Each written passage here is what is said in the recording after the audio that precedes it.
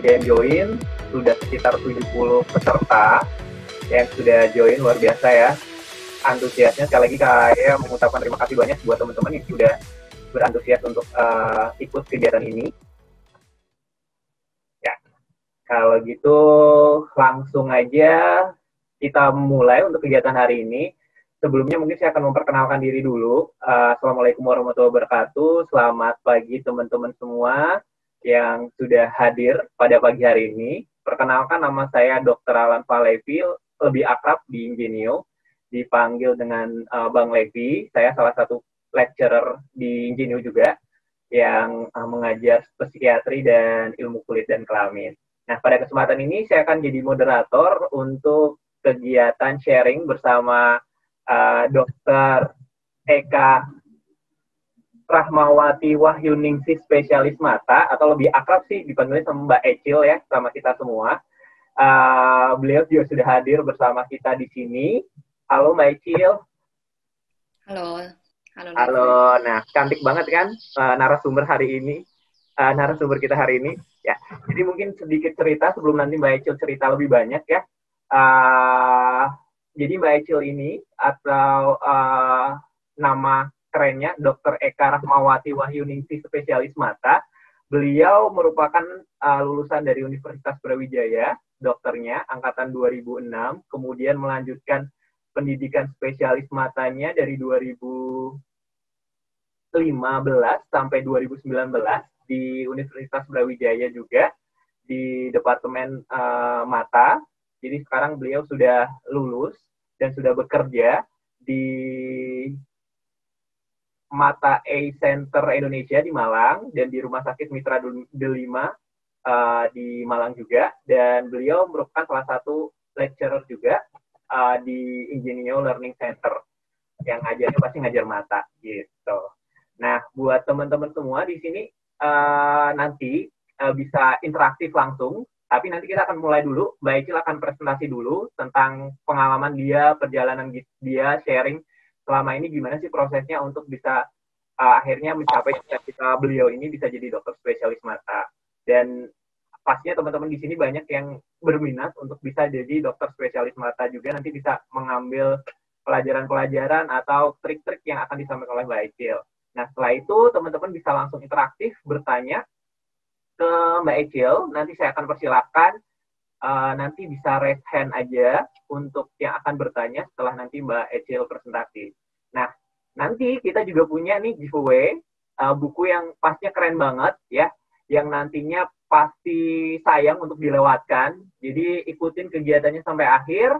Nanti caranya gimana akan aku kasih tahu supaya teman-teman dapat giveaway-nya. Gitu. Nah, karena udah banyak banget nih yang join, sebelum kita mulai presentasi dari Mbak Ecil, Dr. Ecil, kita akan foto bareng dulu yuk. Kameranya dinyalain yuk, supaya bisa kelihatan nih yang cantik, yang gantengnya. Halo, halo.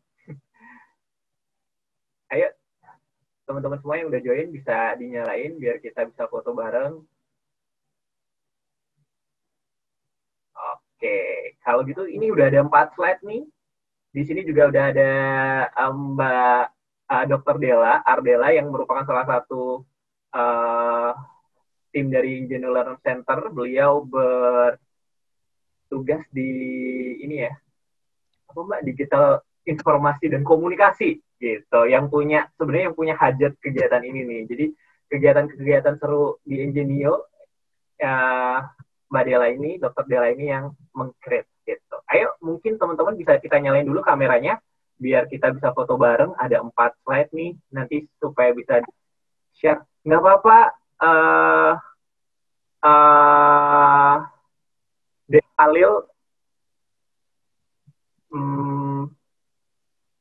biar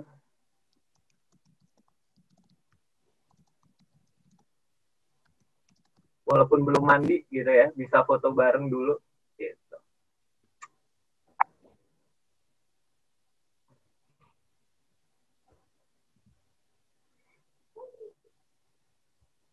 Oke, kayaknya udah banyak yang dibuka nih kameranya Mbak Della. Boleh bantu nanti capturein ya Mbak? Iya. Oke.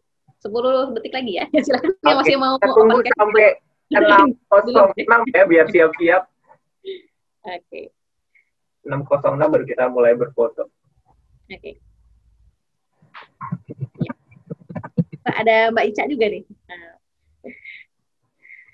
Oke. Ya, siap. Hitungan 5 ya. Silakan yang mau open cam, masih mau open cam. 1, 2, 3. Oke, mungkin ada yang belum. Kita sekali lagi ya. 1, 2, 3. Oke, ya silakan Bang Levi, lanjutkan. Oke, terima kasih Mbak Adela.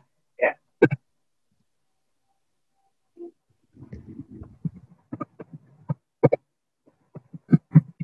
Oke, jadi hari ini sesuai dengan agendanya dan sudah hadir bersama kita nih Mbak Ecil, ya, narasumber kita hari ini yang akan berbagi pengalamannya, yang akan menceritakan nih perjalanan panjang menuju SPM. Ya, kalau gitu langsung saya persilahkan aja deh untuk Dokter Eka Rahmawati Wahyuningsih, spesialis mata, atau lebih akrab kita panggil dengan Mbak Ecil, untuk langsung mempresentasikan sharing session-nya, Dok. Oke, thank you Levi. Assalamualaikum semuanya. Terima kasih Levi, thank you Ingenio juga atas kesempatannya. Sebenarnya merasa agak-agak gimana gitu ya waktu disuruh sharing, soalnya ilmu masih dangkal banget ya. Terus kayaknya moderatornya ini lebih kaya pengalaman dan ilmu juga untuk berbagi ya. Nanti disclaimer sebelumnya, soalnya kayaknya banyak foto saya ya. Soalnya kan disuruh sharing ya, sharing pengalaman ya, otomatis banyak foto. Terus mohon maaf, jangan dianggap sombong atau gimana. Cuma dijadikan semoga bisa menjadi motivasi ya. Oke, saya izin share screen. Kelihatan nggak, Lev? Kelihatan Mbak. Oke. Ya. Sebelumnya, sesuai kayak yang diperkenalkan tadi, nama saya Eka Rahmawati. Sekarang udah kerja di Malang Eye Center atau Klinik Mata Malang ya, di Rumah Sakit Mitra Delima di Bululawang. Juga dari 2019 udah menjadi pengajar mata di Ingenio Learning Center. Kemudian saya menyelesaikan pendidikan tadi dua-duanya di UB, dan waktu kuliah dulu saya sebenarnya aktif di AMSA juga, sama kayak Bang Levi juga. Kemudian habis lulus juga di IDI, sekarang alhamdulillah sih dipercaya sebagai bendahara Perdami Malang Raya. Kemudian juga aktif di tim editor dari newsletter yang ophthalmologis di bawah Perdami Pusat. Gitu. Oke, sebenarnya kalau ditanya apa sih motivasi saya masuk PPDS, sebenarnya kan awalnya kalau kita mau menemukan motivasi, kita itu harus mengenal diri kita dengan baik ya. Kita harus tahu apa sih yang kita suka, kemudian apa sih yang mau kita kerjakan. Karena kalau dan untuk siapa juga kita mengerjakan itu gitu, karena itu bisa menjadi motivasi untuk diri kita sendiri, dan kalau sesuai dengan passion kita maka hasilnya juga akan maksimal gitu. Kalau misalkan saya nih contohnya, kalau saya sebenarnya ya goler-goler sih senang ya, mager senang, cuma kalau misalkan mager terus kayaknya kok nggak oke juga ya hidup ini gitu. Sisi lainnya sih saya sebenarnya suka belajar, terus suka mempelajari hal-hal yang berhubungan dengan ilmiah gitu. Ya menurut saya akademik tuh memang ya penting juga ya. Terus saya juga melakukan ini sebenarnya untuk diri saya sendiri, juga untuk keluarga. Selain itu, kenapa? Karena menuntut ilmu itu wajib ya. Kalau yang di Islam itu kan menuntut ilmu itu wajib. Habis gitu, kan kalau sebagai dokter, kita kan harus long life learning ya. Sampai sepanjang hayat kita menuntut ilmu. Kemudian kita kalau misalkan sudah upgrade ilmu pengetahuan kita bisa mempunyai kesempatan berbagi ilmu lebih banyak. Contohnya kayak gini nih. Kemudian selain itu juga untuk memperbaiki kualitas diri sendiri sih, dan membuka kesempatan yang lebih luas di masa depan gitu. Terus kalau ditanya alasan kenapa sih kok mata gitu, ya kalau alasan klise sebenarnya kan ya jumlah kebutuhan dokter mata di Indonesia kayak gitu yang kurang gitu ya. Terus selain itu sebenarnya prosedur operasi di mata sendiri itu banyak, jadi nggak cuma bergantung pada satu prosedur aja, misalkan cuma katarak aja, enggak gitu. Ternyata ada banyak, karena nanti lihat sendiri kalau mata itu ternyata banyak subdivisi juga. Terus pilihan yang lain mungkin tidak tergantikan sama teknologi ya, karena kan kalau misalkan sekarang ini, misalkan Veko gitu ya, memang teknologi selalu berkembang gitu. Mata juga banyak banget penemuan-penemuan di bidang mata. Contohnya kalau Veko sekarang digantikan dengan film tool second laser, tapi tetap butuh operator, yaitu dokter spesialis mata itu sendiri. Kemudian kalau mata memang ada, saya punya kecintaan terhadap ilmu dan klinisnya sih ya. Kemudian kalau misalkan mata itu ada poli, kita kan ngerjakan pasien di poli itu. Selain itu kita juga pegang pisau sebagai dokter bedah juga, bedah minor ya. Kalau operasi di mata kan pakai mikroskop kebanyakan gitu. Terus kalau saya waktu dulu koas tuh sebenarnya nggak kuat ya kalau misalkan disuruh jaga lab besar yang sampai tidur terus begadang terus besoknya tuh pasti tepar banget. Jadi kayaknya kalau lab besar tuh nggak gitu ya. Terus makanya saya lebih pilih mata di mana mungkin jumlah pasien yang harus saya tangani lebih sedikit. Jadi untuk kesibukan juga kita lebih bisa menyeimbangkan antara kehidupan pribadi dan jam kerja gitu. Tuh. Yang lainnya sebenarnya ya potensi pendapatan juga ya, karena kan selain poliklinis juga banyak tindakan juga kalau mata gitu. Selain itu waktu dulu aku koas mata itu lab pertama ya, jadi kayak masih semangat-semangatnya, kemudian kayak semangat belajar juga, makanya waktu dapat nilai terbaik di mata itu kayak, oh kayaknya ini oke nih buat lanjut PPDS kayak gitu. Tapi sebenarnya untuk memilih prodi sebelum spesialis itu kalian benar-benar harus memikirkan dengan matang ya, karena kan kita akan menjalani itu selama beberapa tahun dengan cobaan yang besar juga ya kalau PPDS, dan ini adalah profesi kita seumur hidup gitu. Jadi benar-benar harus dipikirkan dan harus dari hati sih kalau saranku gitu. Nah, ini kalau ngomongin teori ya, ngomongin teori sebenarnya ini adalah data dari 2018. Jadi idealnya WHO itu menerapkan 1:50.000. Jadi satu dokter mata melayani 50.000 penduduk. Tetapi kalau di Indonesia sendiri sebenarnya menurut peta jalan penanggulangan gangguan penglihatan tahun 2017 sampai 2030, 1:250.000 itu menurut mereka sudah cukup. Tetapi kondisinya di lapangan sebenarnya di 19 provinsi itu rasionya atau distribusinya itu belum merata, terutama di daerah-daerah. Jadi kalau misalkan lulus mau ke daerah itu sebenarnya lebih membantu pemerintah sih ya dalam pemerataan fasilitas kesehatan gitu. Nah, apa aja sih yang harus disiapin dan dipertimbangkan? Sebenarnya klasik ya. Ya mulai dari kesiapan mental dan fisik karena kan PPDS itu berat. Kemudian ya cari-cari info, contohnya ikut kayak gini. Ini aku nggak pernah ya sebelumnya waktu ambil spesialis mata itu nanya-nanya sih, cuma nggak banyak. Terus akhirnya waktu masuk tuh ya agak-agak kaget gitu. Terus mungkin beberapa bisa ambil magang ya, magang di rumah sakit yang ada dokter spesialis matanya atau mungkin di klinik mata. Sebenarnya untuk mendapatkan paparan pasien mata akhirnya jadi tahu gambarannya mata itu kayak gimana, kesehariannya itu kayak gimana, apa aja yang dikerjain. Jadi kita lebih bisa berpikir ya dan mempertimbangkan atau consider gitu. Terus baca-baca jurnal dan textbook otomatis ya, karena kan ujiannya sendiri itu dari textbook. Terus sering ikut seminar mata, itu juga ada poin juga. Terus ada publikasi dan riset. Jadi kalau misalkan kita suka ilmiah, kemudian kita nggak cukup ya kalau wawancara terus ditanyain, kenapa sih kamu masuk mata ya? Karena passion saya di sini. Nah, itu kan secara subjektif ya. Secara objektifnya apa sih yang kamu kerjakan selama ini kayak gitu kan? Jadi ya namanya kecintaan itu kan butuh bukti ya. Ya sama lah kalau misalkan kita cinta sama pasangan buktinya apa? Yang penting kan tindakan, nggak cuma ngomong ya.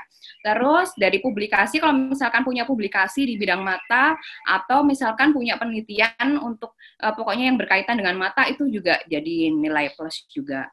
Kalau surat rekomendasi ya sebenarnya boleh ya, kan namanya kita mau masuk ke suatu, ya istilahnya keluarga baru, kita harus, kalau orang Jawa itu kulon nuwun, minta permisi gitu, minta izin.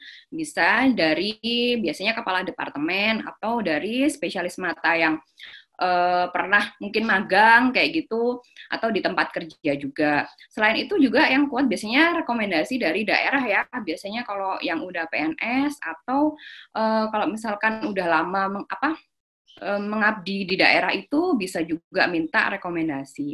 Yang penting adalah family support atau support dari keluarga, karena banyak banget, nggak banyak sih ya, beberapa lah ya, ada temen tuh harus berhenti di tengah jalan karena support dari keluarganya kurang gitu. Karena kan namanya PPDS itu akan sebagian besar waktunya sebenarnya kayak terkuras di rumah sakit ya. Nah itu untuk yang tidak bisa mengerti kesibukan kita itu berat sih. Nah, terus kesiapan tentang finansial juga. Kenapa? Karena kita kan spesialis mata paling cepat 8 semester 4 tahun ya. 4 tahun tanpa penghasilan, itu kan harus mikir juga nanti makan apa, terus yang udah punya keluarga atau menikah mungkin, terus anak istrinya dikasih makan apa, kayak gitu.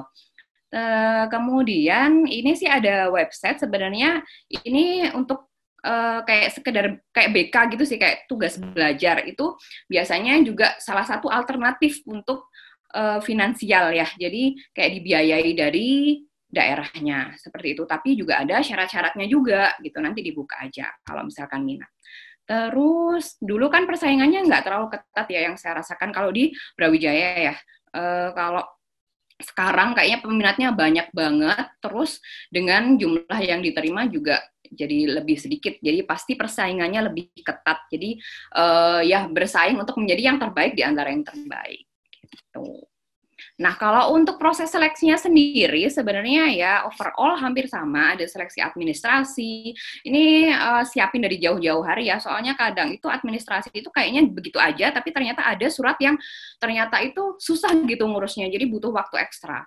Kemudian ya sama ya, tes potensi akademik, psikologi, sama TOEFL ini biasanya banyak yang ambil les, kemudian baca-baca buku juga sebelumnya gitu, bahkan kayak petunjuk tes psikologis itu juga ada kayak bukunya juga sih sebenarnya, buku petunjuknya.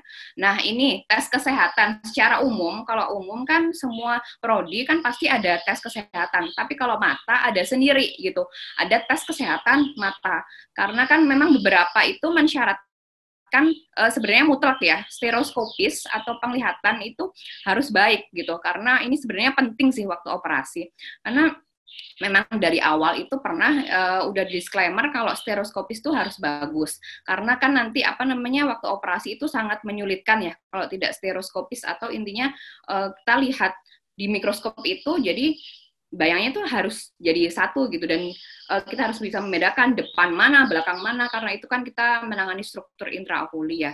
Nah, kalau memang dari syarat kesehatannya itu tidak memenuhi, ya kalau sekedar pengen kan, ya semua orang pengen, tapi kita juga harus realistis dengan kemampuan kita juga ya.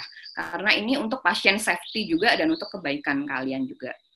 Gitu. Terus kalau misalkan tes yang lanjut, tes tulis ini ya tentang teori, kemudian tes keterampilan biasanya menjahit ya, menjahit bisa menjahit konjungtiva atau jahit manekin, sebenarnya lihat keterampilan untuk menjahitnya itu, dan yang terakhir ya wawancara. Gitu, tahap akhir. Nah ini PPDS itu berat banget, jauh lebih berat daripada sekedar S1, jadi general practitioner ya. Karena kenapa kok berat? Karena memang ini kan menyiapkan kita menjadi seorang dokter spesialis yang bertanggung jawab dan menangani pasien secara penuh dan mandiri gitu. Khususnya kita kan menangani penglihatan pasien, jadi memang kita digembleng secara istilahnya intens ya gitu. Nah, ini beberapa subdivisi di mata. Jadi waktu koas dulu ya tahu sih kalau di UB itu dibagi menjadi kan banyak kamar tuh polinya. Nah, aku pikir itu sesimpel itu sih, tapi ternyata waktu masuk PPDS itu ada subdivisi ini. Di center lain juga hampir sama sih. Dari poli 1 sampai poli 9, walaupun 2 kan mata itu kan cuma 2,5 senti ya, tapi ternyata begitu rumit gitu. Tapi jangan keder dulu dijadiin tantangan, karena kan kalau kita bisa menaklukkan tantangan yang lebih besar, kita kan berarti kan lebih jadi manusia yang lebih kuat lah istilahnya ya. Terus waktu PPDS ngapain aja sih sebenarnya kegiatannya ya? Sama sebenarnya, awal pagi-pagi visit pasien yang MRS, kemudian setelah visit ya lapor lapor konsulen ya, lapor konsulen, lakuin aplinya, advisnya, kemudian jam 8 tuh kita naik poli, ngerjain pasien di poli, kemudian hari-hari tertentu kita ada kegiatan ilmiah gitu. Nah, itu biasanya yang lebih junior sih pada turun semua, kalau yang lebih senior biasanya standby poli, karena kan kalau lebih senior itu bisa mengerjakan pasien secara mandiri gitu.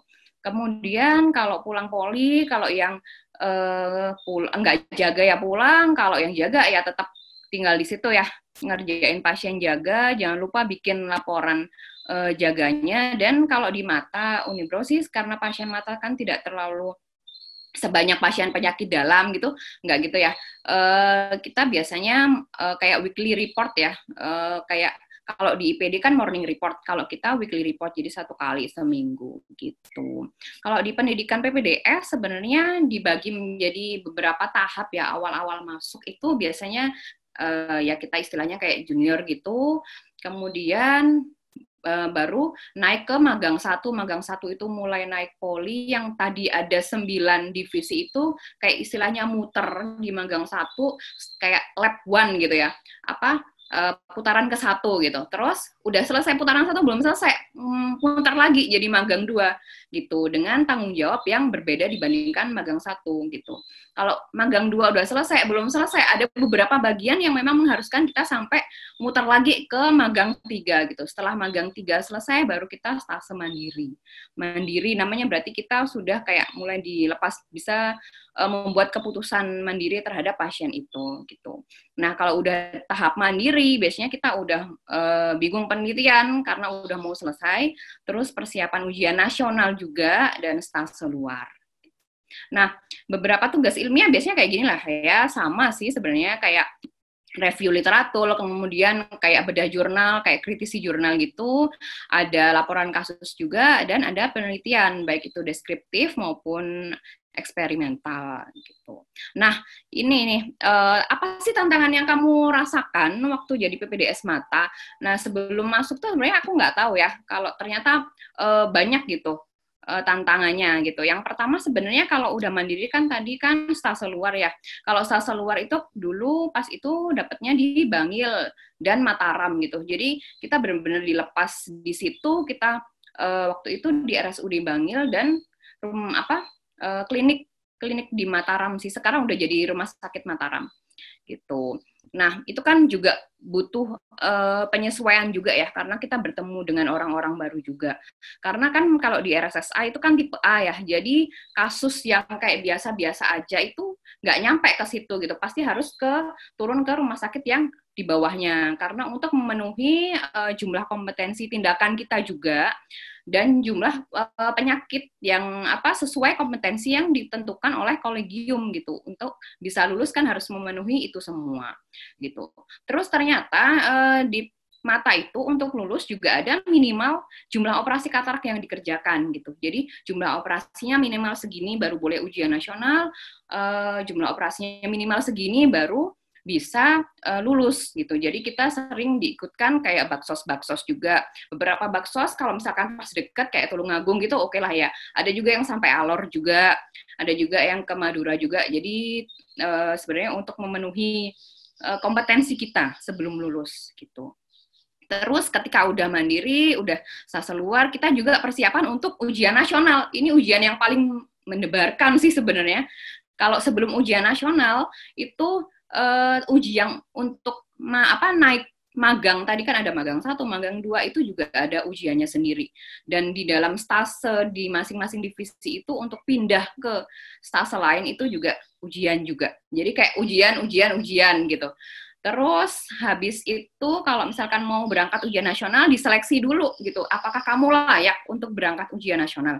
Kalau lulus ujian nasional, kalau lulus ujian lokal baru deh ke nasional gitu. Dimana ujian nasional itu kan dari konsulen-konsulen kita kayak dikirim ke biasanya paling sering sih Bandung sama Jakarta ya, dan konsulen-konsulennya kan kita nggak tahu, nggak kenal sama sekali gitu. Jadi benar-benar deg-degannya di situ sih gitu. Terus susahnya adalah menyeimbangkan kehidupan pribadi dan ini sih, dan PPDS sih. Jadi kayak kalau di masalah ada di rumah sakit itu sebaiknya jangan dibawa ke rumah ya. Jadi pasti makin stres yang ada ya. Jadi kalau yang masalah yang udah di rumah sakit ya udah selesaikan di rumah sakit, begitu kita keluar dari rumah sakit udah jangan dibawa ke rumah ya gitu. Dan di situ sih pentingnya support dari keluarga untuk selalu menguatkan mental dan motivasi kita gitu.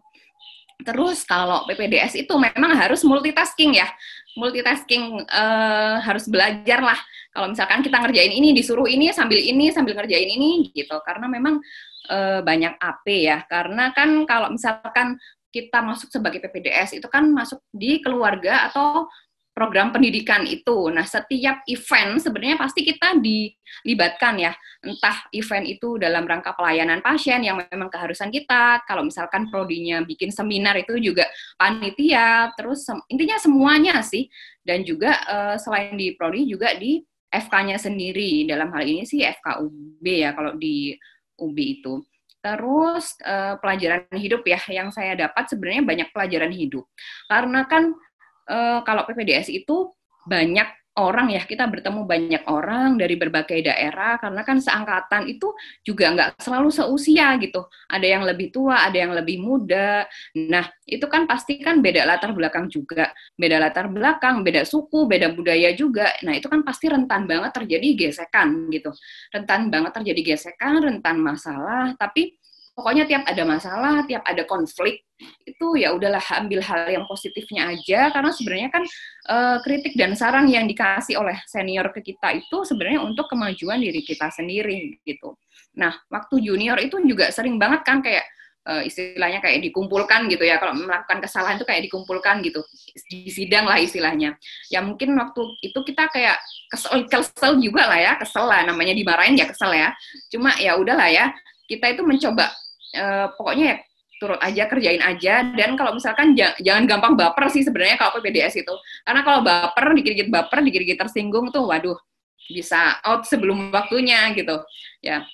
Terus ini ya, waktu senior tuh jadi lebih ngerti, kenapa sih waktu aku dulu junior tuh dimarahin gitu, karena kan kalau senior itu sebenarnya lebih paham kondisi di lapangan juga, dia juga masuk lebih dulu daripada kita, pasti kita harus berusaha untuk menghormati semua ya senior, konsulen, dan juga pasien juga ya.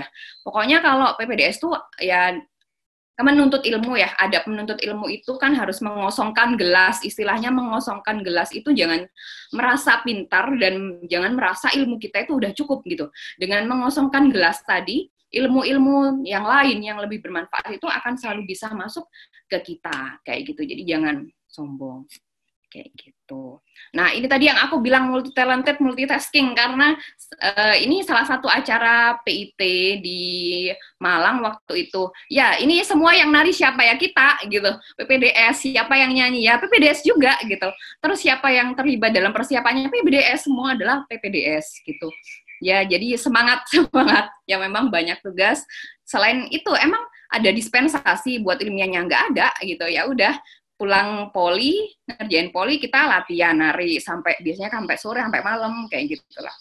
Terus habis itu ini ya akreditasi, waktu itu acara akreditasi Lampetekes, kita juga terlibat juga di dalamnya. Ini UB akhirnya meraih akreditasi yang ayah mata sekarang gitu. Jadi harus multitalenta dan multitasking. Yang dulunya nggak bisa nari mungkin jadi PPDS mata jadi bisa nari. Nggak bisa nyanyi, mau nggak mau jadi nyanyi kayak gitu, ngedrum atau ngeband gitu. Ya mau nggak mau.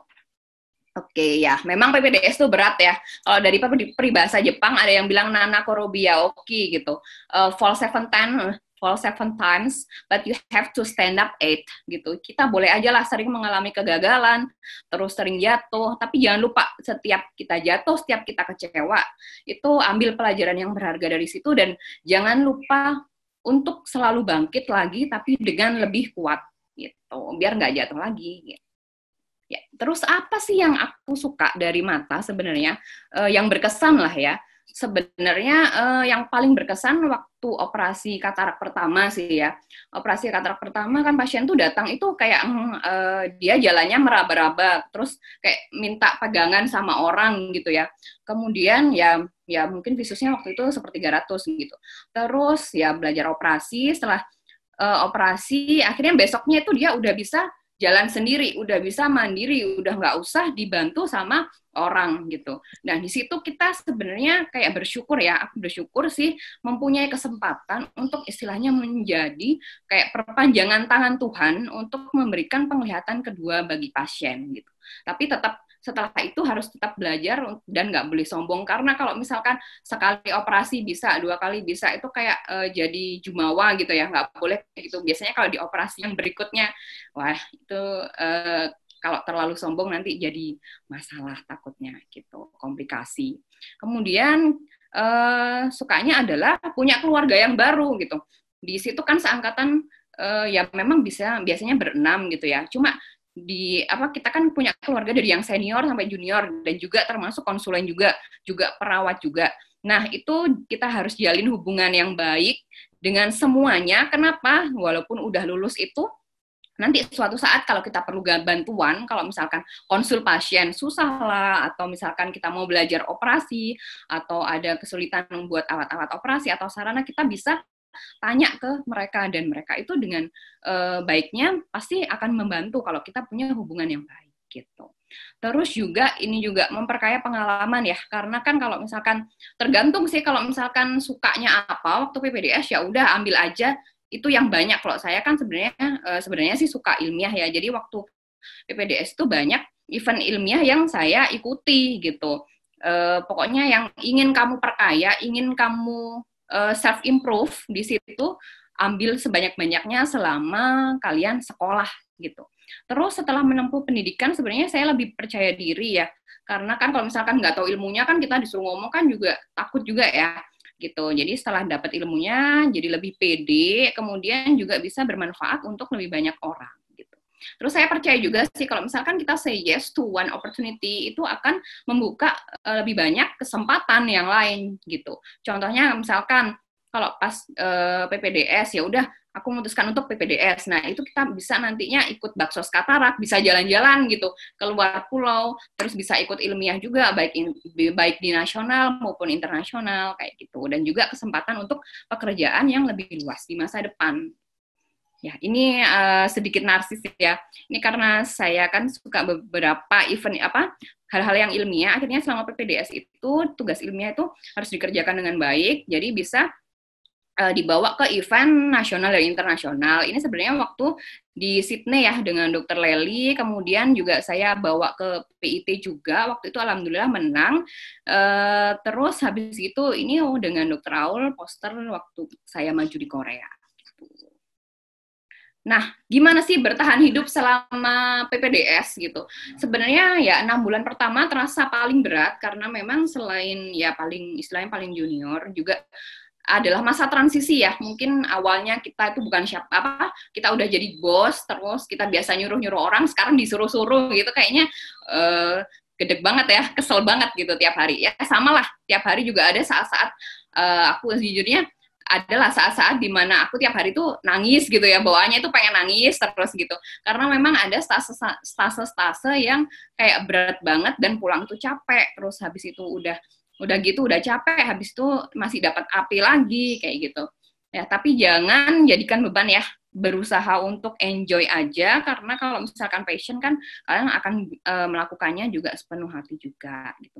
Oh ya, jaga sanity atau jaga kewarasan itu penting ya. Jadi biar nggak depresi tiap hari gitu. Jangan lupakan diri sendiri, don't forget about yourself. Ya, pokoknya kalau misalkan kalian lagi bad mood atau motivasi lagi turun, lakukan hal-hal yang bisa meningkatkan mood kalian gitu. Misalkan sukanya olahraga, ya udah olahraga, make your me time lah istilahnya. Kalau misalkan lebih enak curhat, ya curhat. Habis gitu kalau misalkan lebih senang sama keluarga, me time-nya ya udah lakukan gitu. Karena kewarasan itu penting banget selama PPDS ya gitu. Terus harus punya support system gitu. Misalkan yang paling terdekat adalah ini angkatan kalian yang masuk bareng kalian itu, karena dia yang tahu suka masalah-masalah kita kan. Jadi jaga hubungan baik ya, terutama dengan teman seangkatan. Sebenarnya ya dengan siapa aja ya. Dan keluarga juga teman ya, karena kalau keluarga itu kan yang menguatkan kita, pastikan motivasi itu ada up-nya, ada down-nya, itu normal sekali. Ya ada saat-saat dimana, aduh aku nyesel banget, aduh aku kayaknya nggak kuat deh, ya pasti ada masa saat-saat seperti itu. Jadi peran support system di sini penting banget gitu. Terus berusaha berpikiran positif ya, itu tadi sih, jangan terlalu baper ya kalau dimarahin. Ya aku sebenarnya orang yang sensitif, dan ya kalau tiap dimarahin ya pastilah ada nangis-nangisnya. Cuma habis gitu ya udah gitu, tetap berusaha berhubungan baik dengan misalkan senior yang marahin atau apa gitu. Karena sebenarnya mereka marahin kita itu juga untuk kebaikan diri kita sendiri, dan biar kita tidak melakukan kesalahan yang sama di kedua kalinya gitu. Nanti kan biasanya berhubungan sama pasien safety juga gitu. Memang 6 bulan pertama itu paling berat karena memang selain paling junior juga attitude sebagai orang baru yang masuk itu pasti dilihat dan disorot ya. Jadi kalau misalkan melakukan kesalahan itu pasti kelihatan banget, dan tapi tetap ya semangat karena tanggung jawabnya walaupun paling junior itu berbeda saat senior gitu. Bebannya beda sih. Kalau udah senior itu kan kayak tanggung jawabnya lebih gede ya, tanggung jawab ke konsulen, ke pasien tuh lebih besar gitu.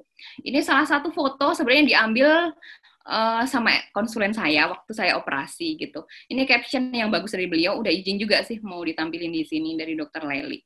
Ini caption beliau itu bagus banget. Jadi kalau PPDS itu adalah never stop learning, jangan berhenti belajar gitu. Mumpung waktu masa PPDS, waktu masa pendidikan, ambillah ilmu sebanyak-banyaknya supaya bekal kita cukup saat nanti spesialis mata. Karena nanti suatu hari kita bisa dijadikan tumpuan harapan atau bahkan pahlawan dari seseorang, ya maksudnya dari pasien-pasien kita. Nah, ini ya, kalau kata pepatah itu kan jalan yang sulit biasanya membawa kita ke tujuan yang terindah gitu. Itu sih yang saya rasakan ketika di wisuda itu, kayak semua perjuangan, semua pengorbanan, waktu usaha yang selama ini diluangkan itu kayak terbayar banget. Ini kayaknya pertama kalinya saya bisa tidur dengan nyenyak ya. Gitu. Dan jangan lupa menjaga motivasi kita supaya bukan waktu startnya aja strong gitu, tapi waktu bertahan, waktu di dalamnya itu kita bisa stay strong dan bertahan dengan baik, dan akhirnya kita juga bisa menyelesaikan pendidikan dengan baik juga gitu. Ya, ini slide terakhir ya. Jadi sekian sih dari saya sebenarnya. Jangan lupa ya, kalau misalkan nanti jadi dokter spesialis mata itu kan memberantas kebutaan ya gitu. Jadi buat yang pengen jadi dokter mata, oke, join us dan kita bersama-sama memerangi kebutaan di Indonesia. Thank you waktunya, thank you banget kesempatannya dan atensinya ya. Assalamualaikum warahmatullahi wabarakatuh. Waalaikumsalam warahmatullahi wabarakatuh. Luar biasa sekali presentasinya Dr. Echil. Dan kayaknya udah banyak banget ya ilmu yang bisa kita dapatin dari presentasi Mbak Echil tadi. Dari gimana sih proses awalnya sampai menemukan kekokohan hati buat ngambil spesialis mata, kemudian proses gimana masuk di dalamnya, dan kemudian bertahan sampai bisa akhirnya tercapai gelar yang memang diidam-idamkan, cita-cita yang diidam-idamkan oleh Mbak Echil. Nah, mungkin luar biasa juga nih, Mbak, di sini udah ada 148 dokter-dokter yang luar biasa yang sudah join bersama kita, yang sudah mendapatkan sharing dari Mbak Echil. Semoga jadi pahala ya Mbak hari ini. Amin, ya rabbal alamin. Bisa bantu teman-teman yang memang cita-citanya juga pengen ngerasain apa yang sudah berhasil dicapai oleh Mbak Echil. Nah, sebelum kita memulai ke tanya jawab nih, buat teman-teman semua, jadi kita ada waktu masih sekitar cukup banyak, nanti kita akan selesai di 10.30, nanti kita juga akan ada giveaway untuk buku yang nanti spesial banget, yang bisa teman-teman dapetin. Gimana caranya nanti akan aku kasih tahu di akhir. Nah, kalau gitu sekarang untuk sesi pertama, untuk tanya jawab, saya buka untuk 3 penanya dulu, ya. 3 penanya, 3 pertanyaan. Mungkin yang mau nanya, boleh raise hand,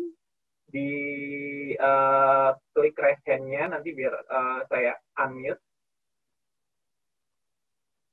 Oke.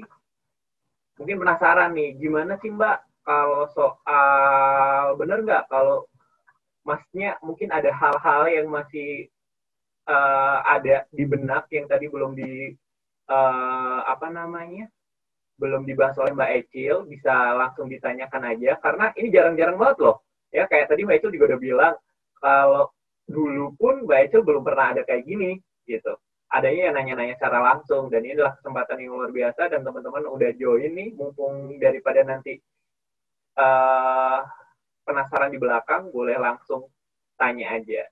Udah banyak nih kayak teman-teman yang di chat box juga yang termotivasi dengan presentasinya Mbak Ecil. Belum ada yang mau nanya?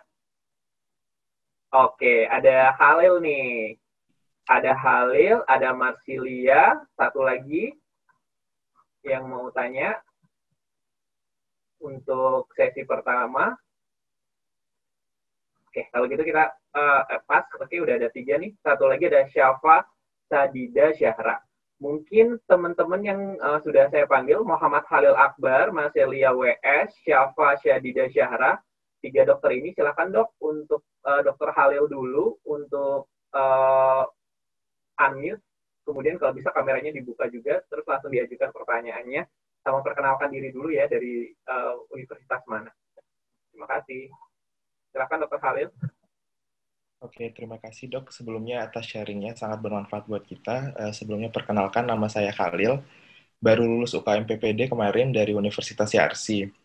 Ingin bertanya dok, untuk persiapan materi yang kita pelajari untuk masuk PPDS itu, untuk textbooknya ada nggak dok? Atau cukup dari Vogen atau harus yang dari AAO dok? Oke, terima kasih Dokter Halil pertanyaannya, makasih banyak atensinya. Sebenarnya kalau untuk textbook beda-beda sih, kalau tergantung sih universitas yang dituju. Tapi overall biasanya sih nggak terlalu spesialistik ya istilahnya, nggak harus AAO gitu, nggak sih. Biasanya masih agak-agak superficial kalau untuk tes tulisnya gitu. Kalau di Unibro sendiri seperti itu, kalau di yang saya tahu di UB dan UNER itu juga seperti itu. Ada kayak universitas yang malah itu kalau misalkan ada buku tertentu itu nggak boleh itu. Tapi yang saya tahu yang banyak diterima itu yang Faun itu sih. Kalau misalkan Kanski itu kan kayaknya terlalu spesialistik banget. Jadi pertanyaannya sebenarnya nggak terlalu dalam sih gitu. Kalau engineer gitu, materi engineer ditanyain juga ya nggak Mbak? Ketika bisa nggak dipakai buat dasar kita UKM PPD? Ya, sebenarnya kalau apa namanya materi di Unigenio sebenarnya relate banget ya. Itu juga udah di apa namanya istilahnya kayak dirangkum gitu. Untuk pertanyaannya sendiri rata-rata ya seperti itu sih setingkat GP, tapi ya kayak misalkan waktu koas itulah sebenarnya gitu. Tapi jangan lupa ya, selain ujian tulis sendiri itu masih ada ujian yang apa namanya praktek ya, praktek keterampilan hacking itu tadi sama wawancara sih sebenarnya yang paling menentukan. Tapi memang kalau misalkan ada nilainya tes tulisnya bagus, kemudian tes keterampilannya bagus, itu juga sebenarnya ada poinnya. Jadi kalau misalkan penerimaan PPDS itu kan ada borangnya ya, istilahnya ada borangnya gitu. Ini misalkan usia gitu, usia segini poin gitu, terus PNS gitu poin, terus habis gitu kalau misalkan nilai ujian tulis segini atau poin juga kayak gitu-gitu sih. Jadi banyak faktor. Kalau ujian tulisnya biasanya ya itu tadi pakai font itu cukup sih sebenarnya. Gitu. Tapi jangan lupa juga tanya-tanya juga sama yang sebelumnya itu ujian di situ gitu. Karena kayak tiap universitas kan biasanya kayak ya istilahnya RI atau misalkan ada kumpulan soal-soalnya ya itu jangan lupa tanya. Iya, gitu. Mungkin Dokter Halil ada yang mau masih ditanyakan? Enggak dok, sudah cukup. Oke, terima kasih banyak Thank you. perhatian dan partisipasinya. Kemudian mungkin ke penanya kedua, Dr. Marsilia WS. Silakan dok.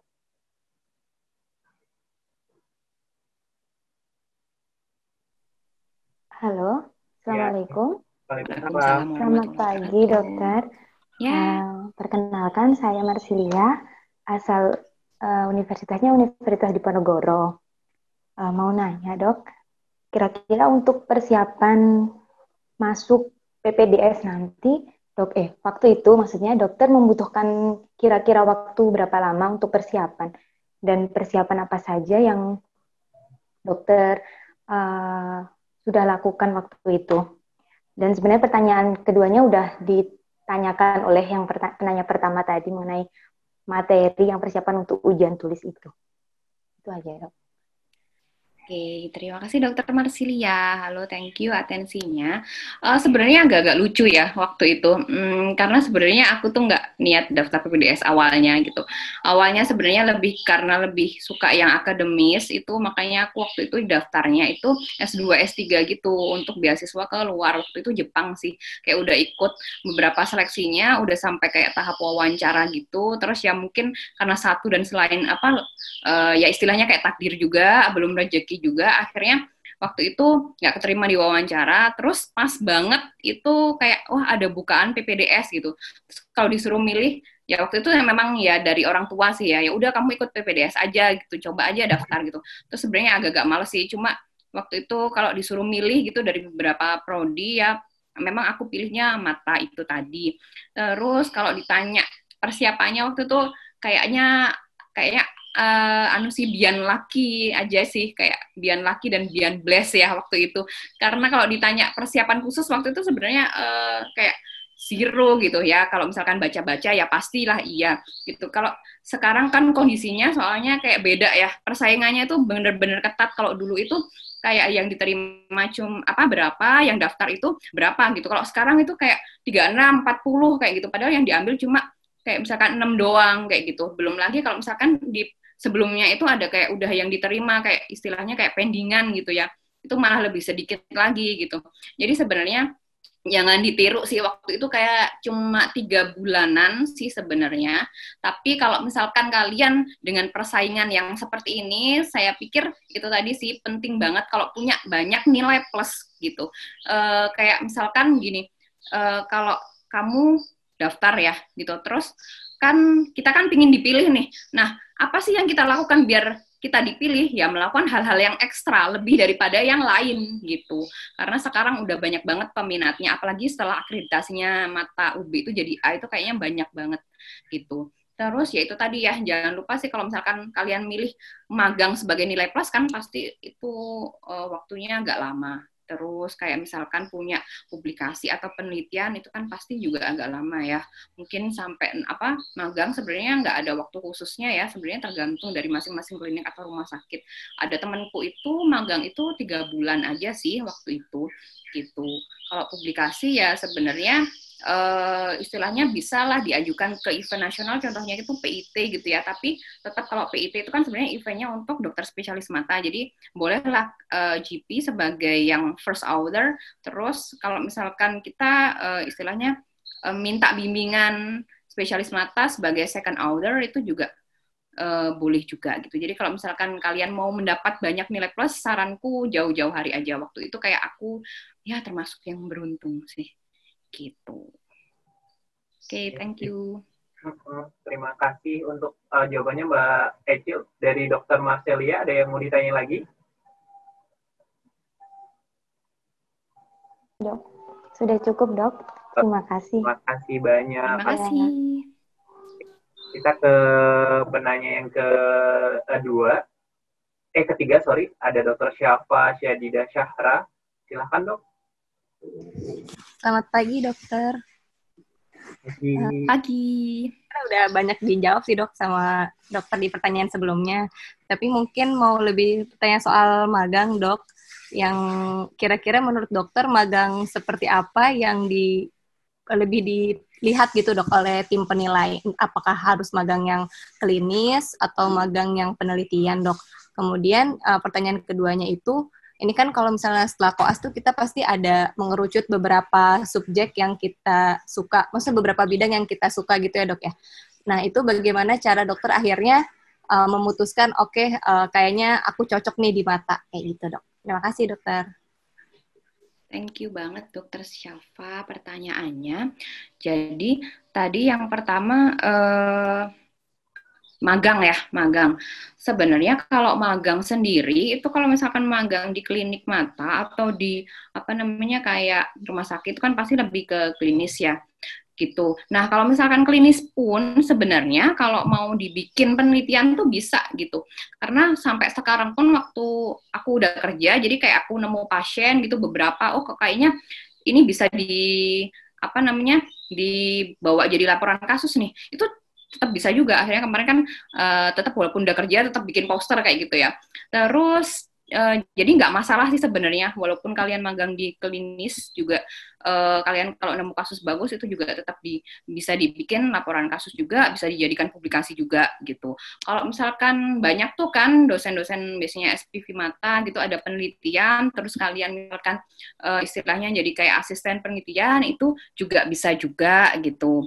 Kemudian kalau misalkan kemarin itu ada waktu itu contohnya sebenarnya juniorku sendiri sih, kayak Ajeng ya, Ajeng itu juga tutor Ingenio. Nah itu kan sebelumnya juga kayak ikut penelitian konsulenku waktu itu Dr. Sisko. Jadi beliau itu kayak ada dana penelitian, bikin penelitian besar, kemudian kayak merekrut banyak orang, termasuk juga GP juga. Nah itu kalian cari-cari info juga, misalkan di universitas itu ada nggak konsulen mata yang sedang melakukan penelitian terus butuh GP nggak sebagai asisten mungkin, atau sebagai apa namanya ya pokoknya bantu-bantu, itu juga bisa bernilai plus juga. Kemudian kenapa kok waktu itu akhirnya mengerucut ke mata, gampang aja gitu. Kalau aku sendiri soalnya nggak kuat, nggak tidur jaganya, jadi langsung aku coret aja yang hektik gitu. Setelah set udah berkurang banyak tuh. Terus habis itu pengennya waktu itu kayak waktu koas itu kayak lihat dokter mata kok kayaknya cantik-cantik ya, terus kok kayaknya modis-modis gitu. Kayaknya nanti aku senang nih kalau kerjanya itu udah jadi spesialis tuh kayak gini, atau waktu PPDS tuh kayak gini gitu. Jadi kan kalau pasien kan udah datang ke rumah sakit ya, pasien mata datang ke rumah sakit udah matanya sakit, terus lihat kayaknya nggak indah gitu, kok kayaknya tambah sakit ya matanya ya. Terus waktu itu ya jadi kayaknya cocok nih buat aku gitu. Terus faktor lainnya sebenarnya kayak apa ya, cari yang ada tindakan juga dan ada poli juga gitu. Karena kan kalau misalkan poliklinis aja aku kayak bosen gitu ya, kurang tertantang gitu. Tapi kalau misalkan di mata ternyata banyak tindakan, terus banyak operasi juga, jadi adrenalin juga terpacu juga gitu. Itu sih. Jadi ya sebenarnya yang terakhir pertimbangan terakhir sebenarnya ya karena banyak tindakan juga, itu juga menjadi earning potensial ya, atau potensi pendapatan juga gitu. Ya harus realistis ya, sebenarnya kan kita kerja sebenarnya untuk memperbaiki taraf kehidupan juga ya. Oke, thank you. Terima kasih jawabannya dok. Mungkin dari dokter siapa ada yang mau ditanyain lagi? Atau sudah cukup? Dokter, terima kasih. Terima kasih atas partisipasinya. Oke, kemudian itu untuk sesi pertama nih, sudah ada 3 pertanyaan. Sebelum kita masuk ke sesi kedua nih Mbak, sebenarnya banyak nih yang nitip nih soal pertanyaan tentang biaya. Mungkin sedikit bisa sharing nggak nih Mbak Echil tentang proses selama, tadi kan bilang kan memang ya kita tahu semua kalau proses PPDS di Indonesia kan based on university, jadi kita nggak bisa sambil kerja nih. Kira-kira butuh berapa sih paling nggak tabungan kita, Mbak? Oke, kalau ngomongin apa namanya biaya sebenarnya tergantung banget sama universitas yang dituju ya. Apa namanya? Kalau misalkan yang aku tahu sebenarnya di Unibrow sama di UNER itu hampir sama sebenarnya. Kan kalau misalkan masuk PPDS itu kayak ada uang masuknya yang awal itu, sama ada SPP per semester. Nah kalau misalkan uang masuk sebenarnya kalau di UB terakhir itu sampai aku tanya juniorku itu sekitar 65-an. Kemudian kalau untuk SPP-nya per semester 9. Hampir sama sih sebenarnya antara UB sama UNER, tapi mungkin kayaknya lebih bervariasi apalagi kalau di UI gitu ya. Gitu atau Unpad. Terus habis itu selain itu kita juga pikirkan juga gitu. Kalau misalkan istilahnya sebenarnya bukan ini sih. Kadang kan kalau misalkan jadi junior itu ada pengeluaran ekstra gitu ya.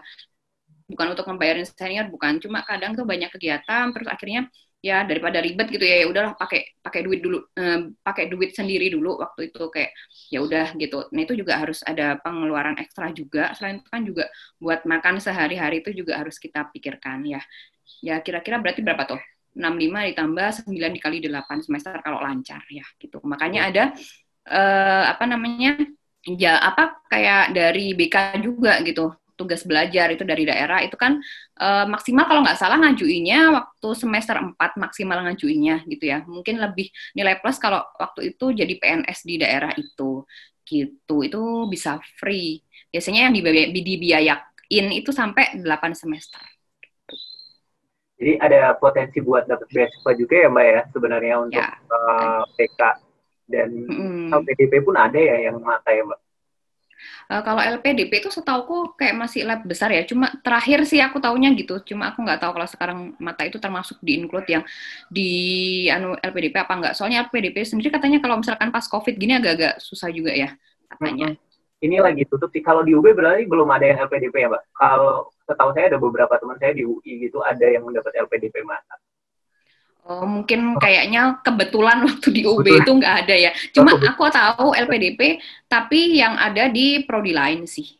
Itu. Oke. Sip gitu. Terima kasih Mbak untuk pertanyaannya nih, banyak titipan untuk pertanyaan biaya. Mungkin ini saya buka lagi untuk sesi pertanyaan yang kedua. Saya buka untuk 3 penanya lagi yang sudah resen pas nih, udah ada 3. Ada Dr. Minatul Aini, ada Dr. Farid Ilham, dan Dr. Ivana Beatrice. Mungkin dipersilakan untuk Dr. Minatul Aini dulu, perkenalan diri dulu ya Dok, dari mana universitasnya, kemudian pertanyaannya. Silakan Dok. Terima kasih dokter atas waktunya, terima kasih Dr. Eka atas materinya yang sangat menarik. Ini saya Minatul Aini dari FK Universitas Islam Malang yang baru lulus UKMPD Agustus ini. Nah, yang saya tanyakan ini dok mengenai beasiswa tadi. Nah, tadi kan yang sudah diceritakan yang LPDP ya dokter ya. Nah, selain LPDP kalau di FK UB sendiri yang untuk khususnya mata itu apakah ada peluang beasiswa lain dok? Terus kemudian kalau misalkan ada itu kita bisa melihat informasinya itu kita bisa cari-cari di mana. Terus yang selanjutnya untuk mengenai beasiswa itu apakah ada peluang diterima itu persentasenya berapa persen dibanding yang pendaftar reguler gitu dok, misalkan dalam satu angkatan itu persentase dari yang beasiswa itu berapa persen gitu dokter. Oke, thank you Dokter Minatul pertanyaannya. Jadi kalau misalkan ngomongin beasiswa itu tadi ya, kalau setauku itu anak-anak banyak yang BK itu jadi dari daerahnya paling banyak sih. Kalau dari UB belum pernah tahu, mungkin ada, mungkin bisa ditanyain langsung. Kalau yang selama ini sih belum pernah tahu sih ya, mungkin bisa tapi kayaknya ya. Kemudian kalau misalkan LPDP ya itu tadi kayaknya yang terbaru kayak kan berubah-ubah ya. Kalau LPDP itu terakhir itu juga bermasalah juga ya selama corona itu, jadi kayak tunda dulu. Cuma tadi Levi juga udah bilang ada beberapa prodi juga kayaknya udah yang di UI mata juga itu juga dari LPDP juga gitu. Sepertinya bisa dicek di websitenya sendiri untuk detailnya ya, untuk persyaratannya juga. Kemudian yang kedua tadi adalah presentase ya.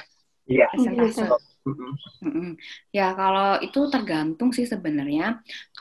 Karena kan itu harus disesuaikan antara istilahnya yang jumlah PPDS saat itu, kemudian yang lulus berapa, sudahan, habis gitu waktu itu pendaftarnya itu juga berapa, biasanya itu sih sekitar ini ya, misalkan yang daftar nih 40 gitu ya, biasanya sih seangkatan itu bisa 5, bisa 6, tapi bisa juga waktu itu juga lebih banyak juga tergantung waktu itu tuh udah ada kayak apa yang diterima dari periode sebelumnya untuk masuk ke periode saat itu atau gimana gitu. Jadi benar-benar tergantung sih sebenarnya, tapi rata-rata seangkatan sih jumlahnya 5, 6 gitu. Karena kalau terlalu banyak juga susah juga untuk manage-nya, karena kan harus disesuaikan juga sama jumlah pengajar, terus kemudian juga sumber daya juga. Jadi jangan sampai yang diterima itu kayak kurang dapat ilmu, istilahnya kurang dapat. Misalkan kalau terlalu banyak kan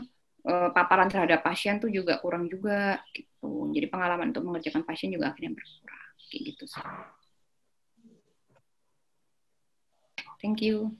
Terima kasih dok untuk jawabannya. Dr. Minatul, ada yang mau ditanyakan lagi?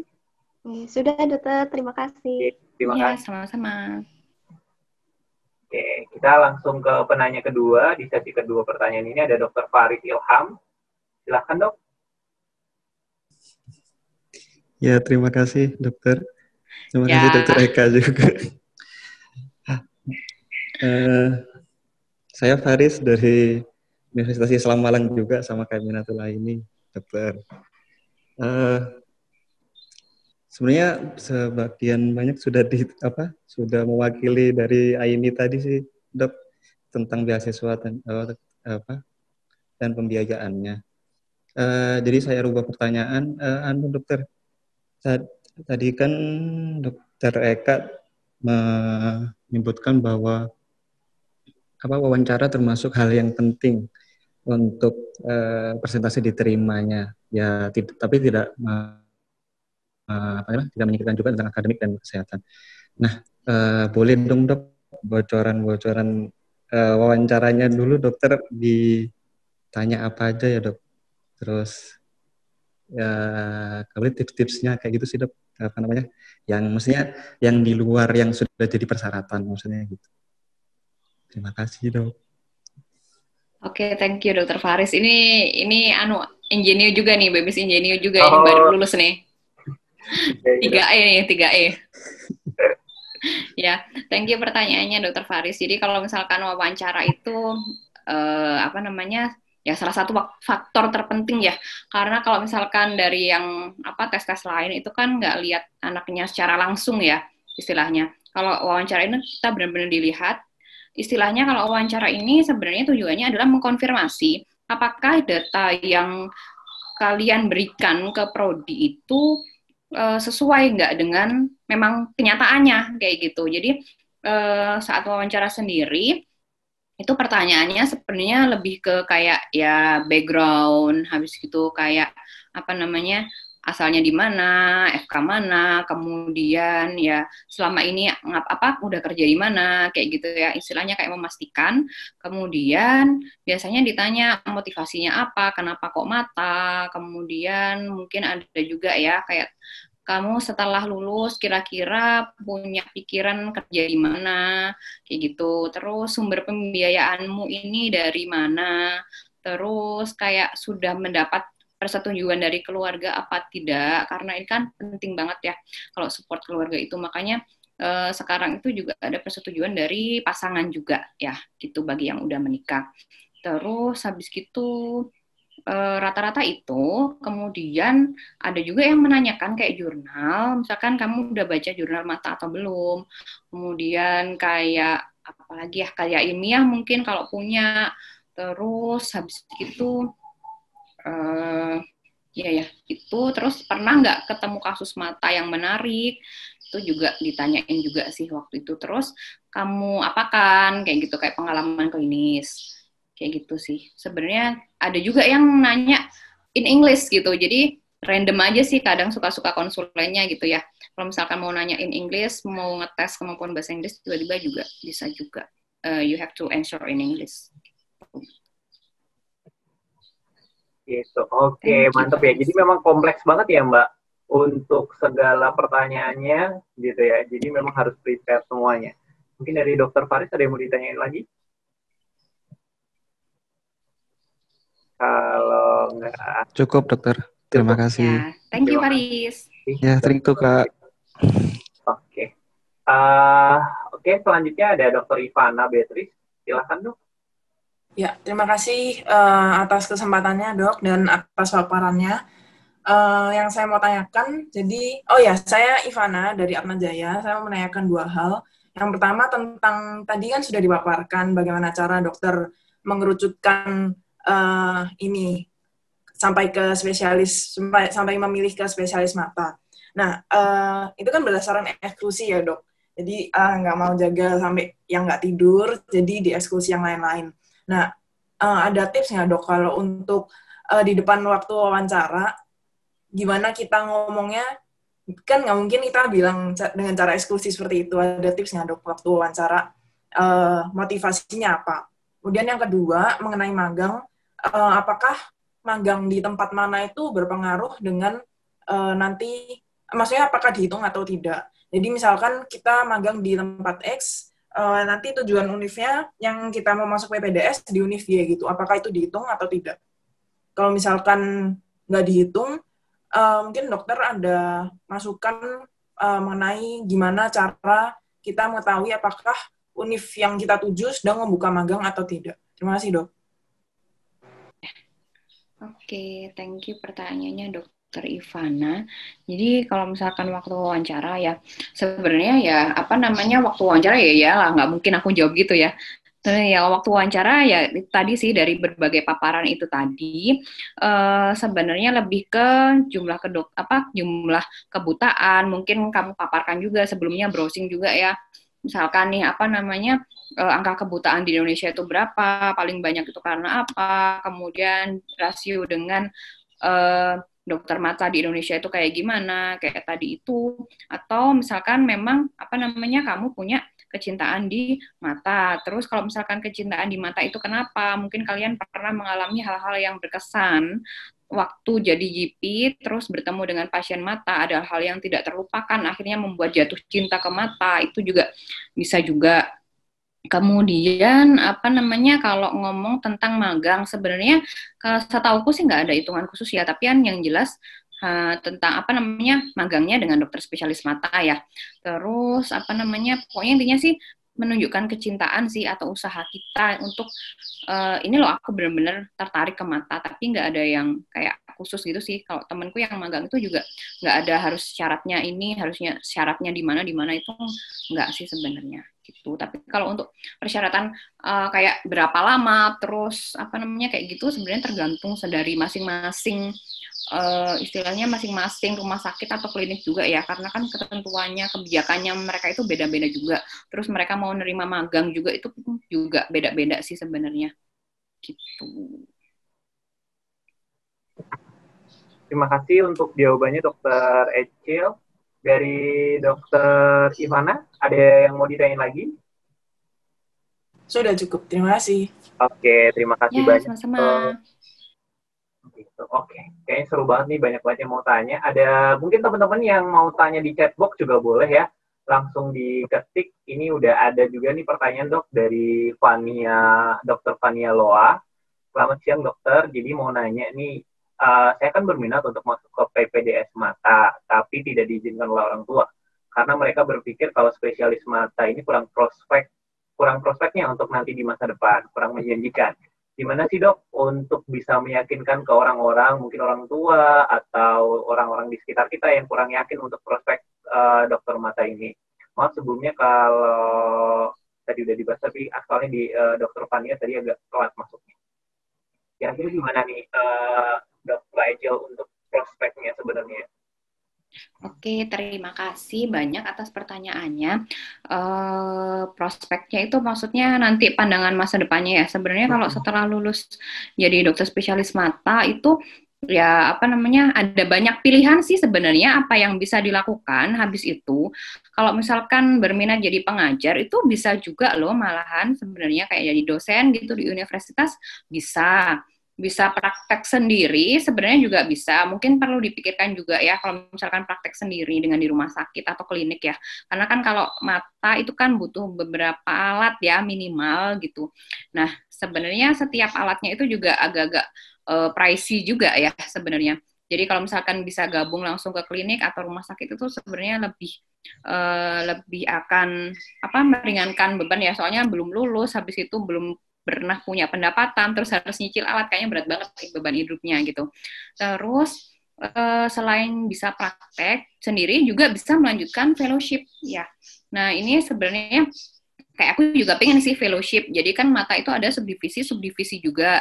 Nah itu kan juga bisa nih kayak fellowship atau course ya. Biasanya sih di center-center yang kalau di Indonesia adanya di Sisendo di Bandung atau di RSCM itu juga bisa, di JEC itu juga bisa untuk lebih istilahnya lebih master dalam subdivisi itu gitu. Nah kalau sudah lebih master itu kan untuk meningkatkan taraf aktualisasi diri dan pendapatan sebenarnya lebih oke, peluang kerja juga lebih besar gitu ya. Selain itu juga bisa juga loh, walaupun udah dulu spesialis mata, tetap entrepreneurship itu oke juga masih ada gitu. Kakak kelasku itu selain namanya dokter spesialis mata tiap hari praktek, dia juga punya resto gitu. Jadi sambil sambil praktek ngumpulin modal lah ya, punya modal, habis itu jadi entrepreneurship, buka resto gitu, bisa jadi desainer juga ada juga gitu Kak. Jadi nggak menutup kemungkinan sih setelah lulus itu kita cuma bisa jadi dokter mata doang, itu salah ya. Jadi bisa tetap punya banyak kegiatan gitu. Terus kalau misalkan mau lanjut ke akademik jadi S3 itu kan kalau misalkan di taunya sih di UB ya. Kalau di UB bisa langsung S3 gitu. Jadi langsung ambil doktor itu juga memungkinkan gitu. Jadi kalau dibilang kurang punya prospek, sebenarnya prospeknya atau apa yang bisa dilakukan setelah jadi dokter spesialis mata itu banyak banget gitu. Mungkin bisa dengan ini ngasih, misalkan nih kita browsing dokter spesialis mata yang konsulen di UI atau apa gitu. Ini loh Pak Mah gitu, dokter spesialis mata tapi juga bisa melakukan hal ini. Terus bisa ini kayak gitu. Jadi kita kasih contoh orang-orang yang sudah berhasil dan juga merupakan dokter spesialis mata juga. Itu mungkin lebih ada gambaran yang real ya, karena kalau misalkan udah ada contohnya, udah ada produknya, itu kan biasanya orang lebih percaya gitu. Oke. Itu untuk prospek yang tadi tanya Dokter Fani ya. Tapi Mbak Ijil, mungkin ada sedikit pertanyaan lagi nih yang sama kayak prospek ini. Boleh nggak sih sharing mungkin sedikit? Mungkin orang tuanya takutnya adalah nanti untuk, tadi kan kita salah satunya untuk jadi spesialis adalah untuk meningkatkan taraf hidup kita juga. Nah, kalau untuk nanti penghasilannya sebagai dokter mata ini berkecukupan nggak sih Mbak untuk meningkatkan taraf hidup lebih baik daripada GP gitu? Mungkin bisa perbandingannya dari GP berapa persen, 1:5, 1:6? Wah. Kacau nih, kacau. Itu tergantung dari rezeki masing-masing gitu. Ya, benar. Ya, kita ngomongin cukup atau tidak itu kan juga tergantung relatif ya. Maksudnya tergantung kebutuhan kita masing-masing ya. Sebenarnya kalau dibilang ya sebenarnya to be realistic ya, memang kita tujuannya PPDS itu kan memang salah satunya untuk meningkatkan taraf hidup juga. Ya wajar sih sebenarnya. Kalau ditanya cukup gitu. Lebih dari cukup, iya sih sebenarnya gitu. Berapa ya perbandingannya? Sebenarnya tergantung kalian itu berapa prakteknya, berapa rumah sakit yang kalian ambil. Misalnya nih, karena SIP itu kan maksimal 3 ya, aku cuma ambil 2 gitu. Terus, nah kalau ditanya, tadi bisa nyambi-nyambi, bisa selain dokter spesialis mata kan juga tetap ngajar di Ingenio juga gitu. Terus habis gitu juga bisa entrepreneurship itu tadi. Nah itu juga sumber pemasukan yang lain juga gitu. Belum lagi makanya tadi waktu selama PPDS itu kita harus banyak menjalin hubungan baik dengan siapa aja gitu. Kalau misalkan senior gitu, aku dapat kayak kerjaan itu juga karena hubungan baik dengan seniorku, kemudian beliau menawarkan, oh ya oke, kayak gitu. Jadi juga sangat penting ya menjalin hubungan baik, karena kita nggak tahu gitu, kita suatu saat akan butuh sama orang itu, kita suatu saat dibantu sama orang itu gitu. Juga dengan konsulen, karena begitu sebenarnya aku begitu belum lulus, udah mau lulus, habis itu langsung ditawarin oleh konsulenku, kamu mau nggak di sini kayak gitu. Jadi benar-benar selama PPDS tuh tunjukkan kalau kalian tuh effortnya baik gitu, itu pasti nanti gampang lah gitu. Terus kalau misalkan ya gitu, terus sering selain habis lulus itu kan gabung ke Perdami ya istilahnya ya, Perdami atau Persatuan Dokter Mata. Nah di situ juga kita harus aktif berorganisasi juga. Jadi walaupun udah lulus jadi spesialis mata bukan berarti kita udah berhenti gitu perannya, kita juga tetap gabung ke Perdami.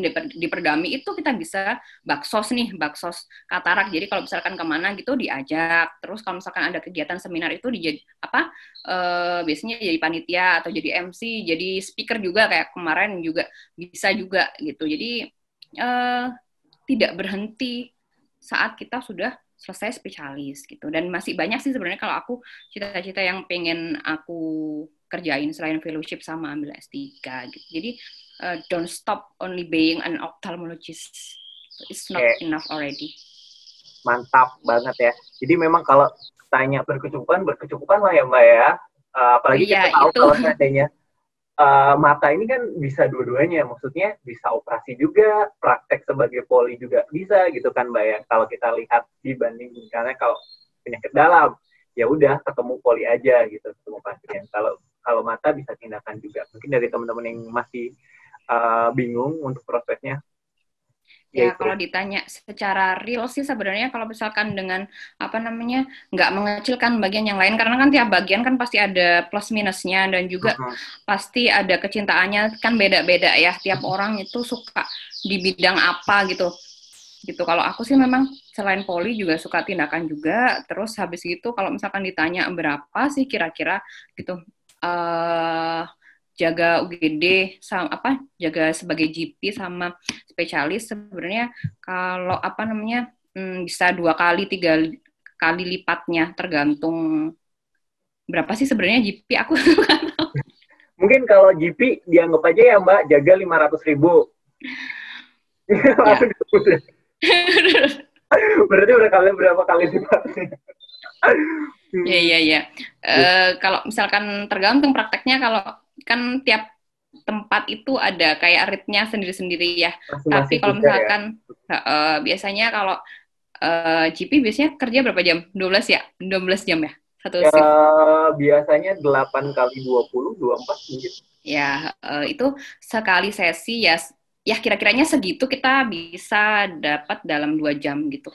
Oke, jadi memang prosesnya oke juga lah ya Mbak. Jangan khawatir. Itu belum tindakan, jadi insya Allah cukup. Insya Allah cukup gitu. Mungkin untuk meyakinkan orang tuanya yang mungkin ya belum terlalu begitu mengerti, mungkin ngeliatnya kalau lab-lab besar aja pengennya gitu kan ya. Sebenarnya prospek mata pun bagus gitu. Mungkin karena waktunya sudah sedikit nih, aku ambil 2 pertanyaan lagi dari chat box ya untuk sesi terakhir tanya jawab ini. Tadi udah Dr. Fania, kemudian ada Dr. Hastini Nurul Hidayati. Ini Dr.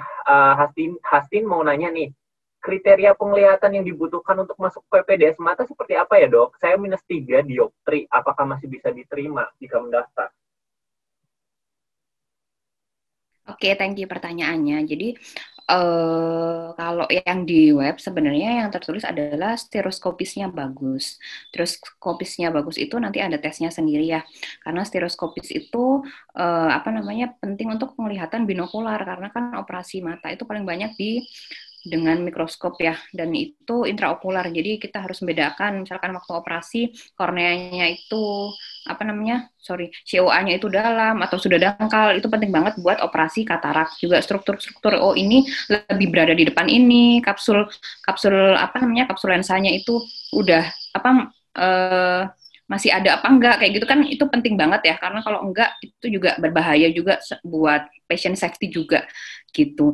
Terus yang di lab di universitas lain, kalau nggak salah di webnya menyebutkan koreksi itu 6/6 dengan koreksi terbaik. Jadi maksudnya kalau pakai kacamata ya boleh aja, aku juga pakai kacamata, cuma harus 6/6 dengan koreksi terbaik gitu. Istilahnya nggak ada ambliop ya.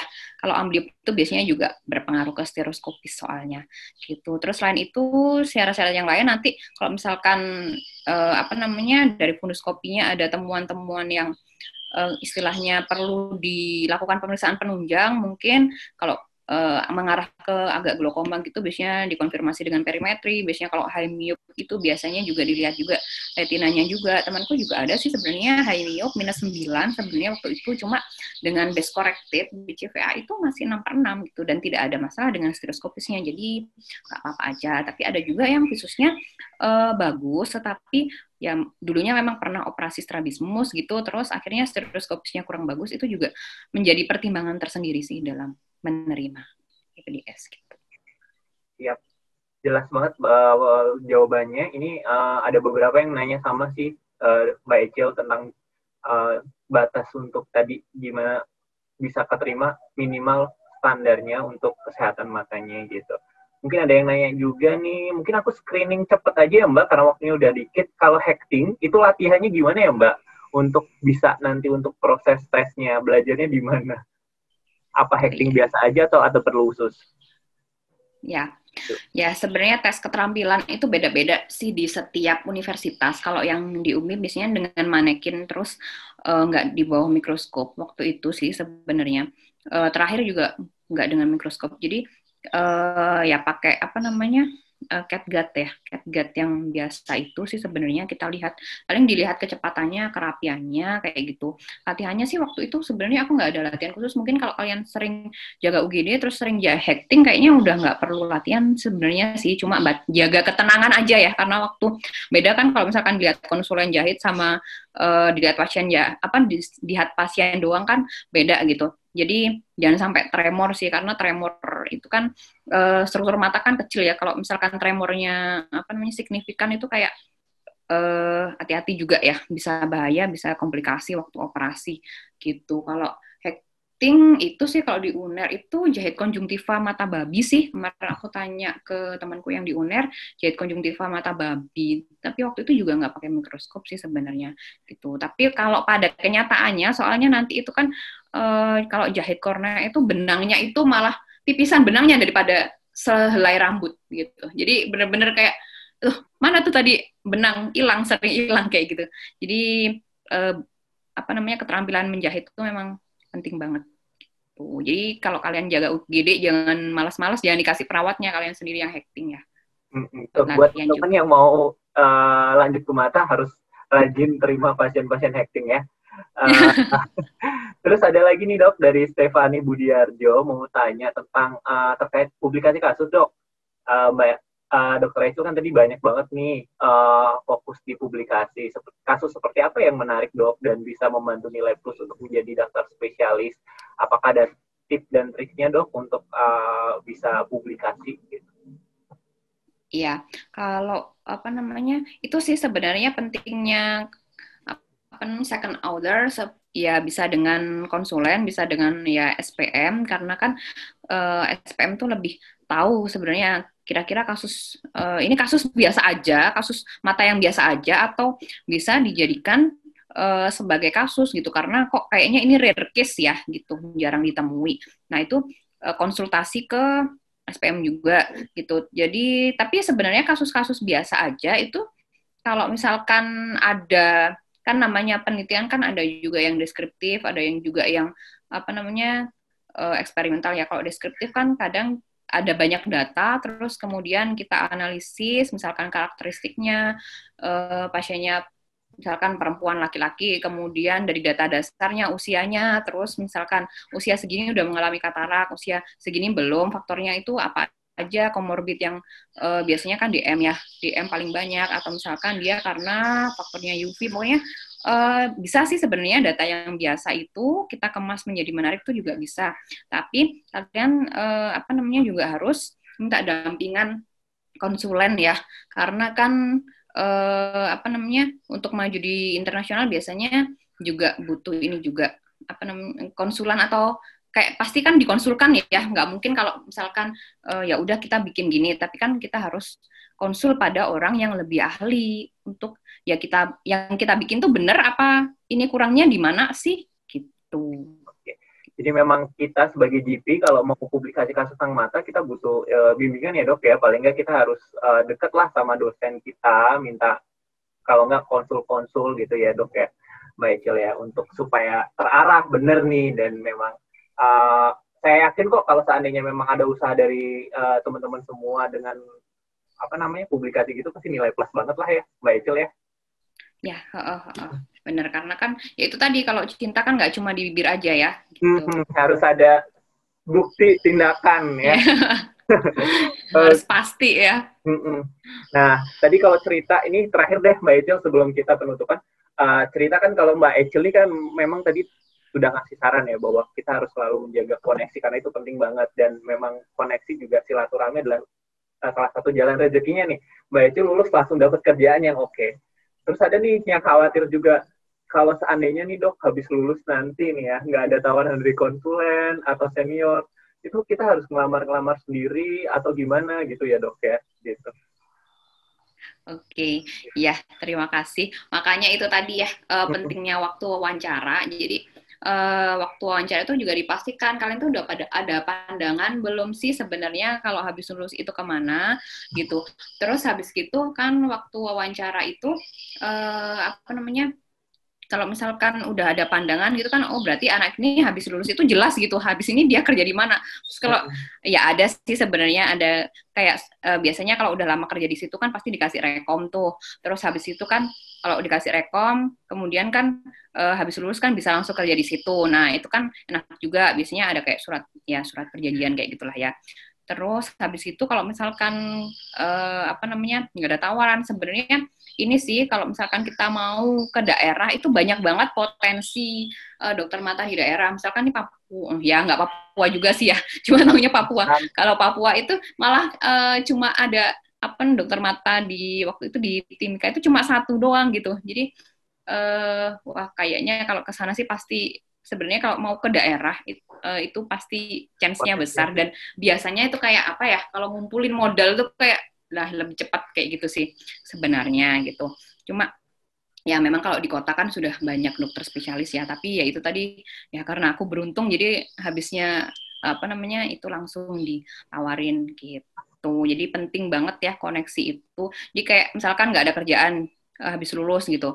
Terus ya kalian juga ini juga tanya-tanya lah kakak kelas gitu. Jadi kalau udah mau lulus, kalau udah mau mendekati apa namanya hari kelulusan kalian itu sambil apa namanya ya silaturahmi gitu, nanya-nanya kakak kelas yang udah lulus, Mbak di sana di RS-nya Mbak kira-kira ini nggak ya, butuh nggak ya, kayak gitu-gitu gitu.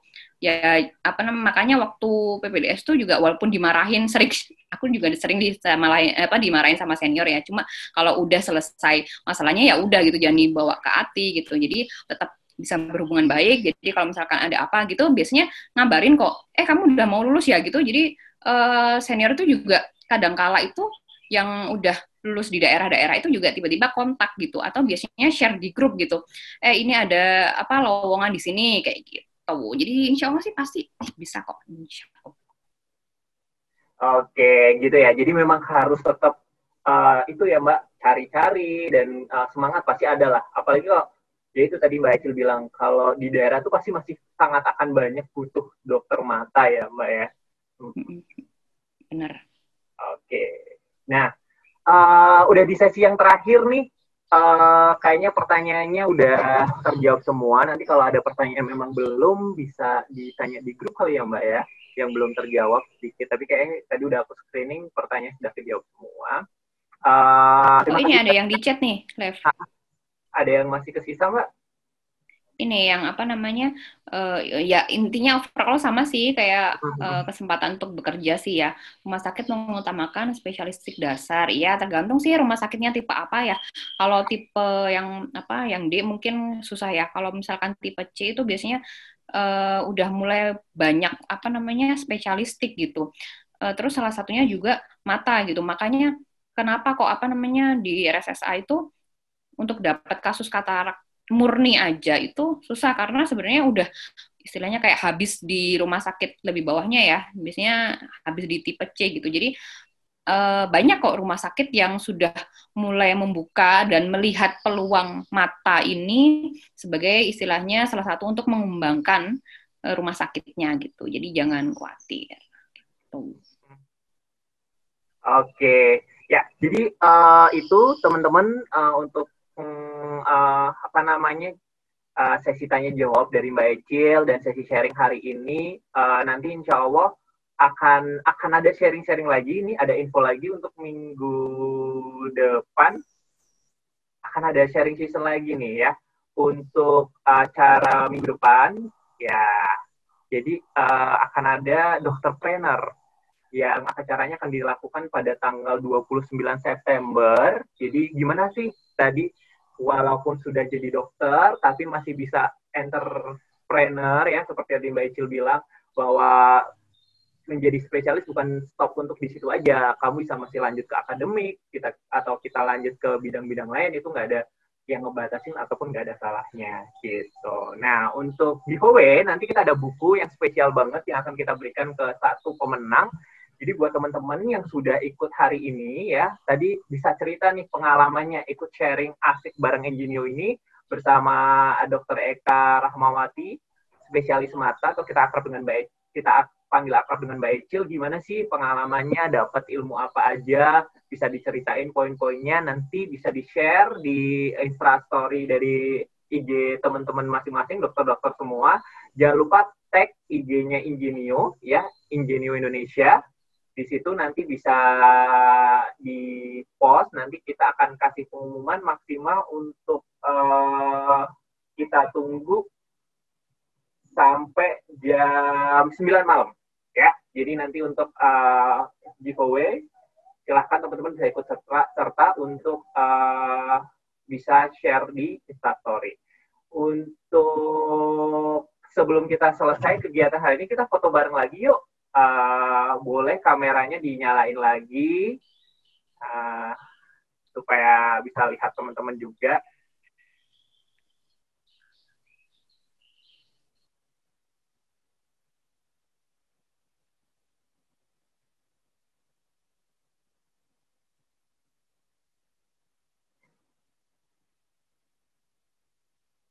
Oke, terima kasih banyak untuk waktunya yang hari ini sudah join untuk kegiatan hari ini.